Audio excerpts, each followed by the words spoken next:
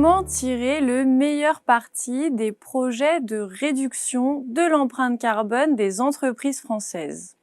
La dernière étude de la collection Green Business de Xerfi décrypte les solutions et services de décarbonation, leur potentiel commercial, ainsi que les stratégies des industriels et sociétés de services pour se développer sur ces marchés en plein essor.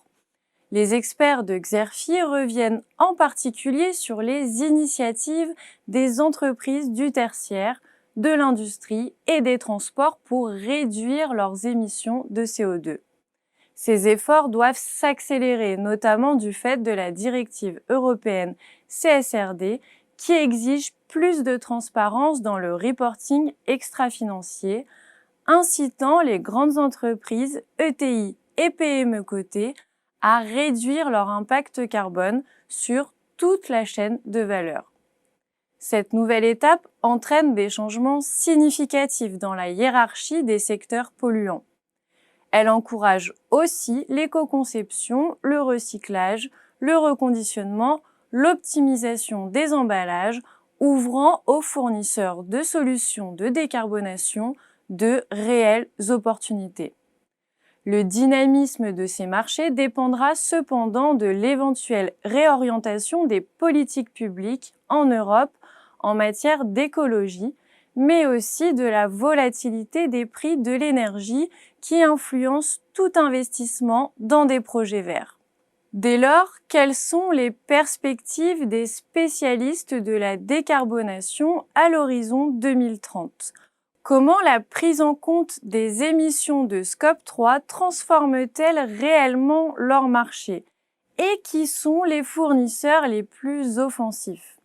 Pour répondre à ces questions, les experts de Xerfi ont notamment décrypté dans cette étude les principales solutions de décarbonation mises en œuvre par segment.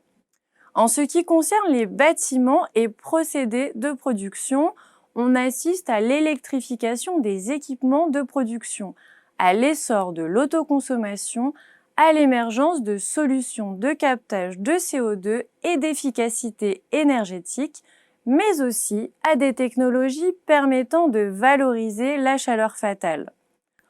Au niveau du transport et de l'entreposage, les solutions mises en place portent sur le déploiement de modes de transport bas carbone alternatifs et de solutions de verdissement des flottes de véhicules, entre autres.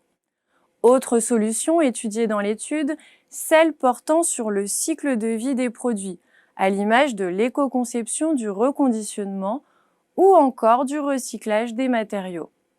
La compensation carbone est également une solution de décarbonation portée par des spécialistes de la décarbonation comme Oclima et commercialisée auprès d'entreprises clientes.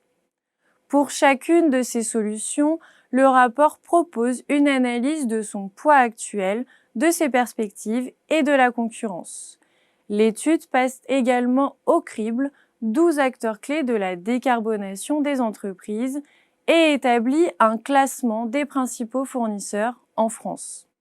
Leurs stratégies de croissance sont aussi analysées à travers de nombreuses études de cas.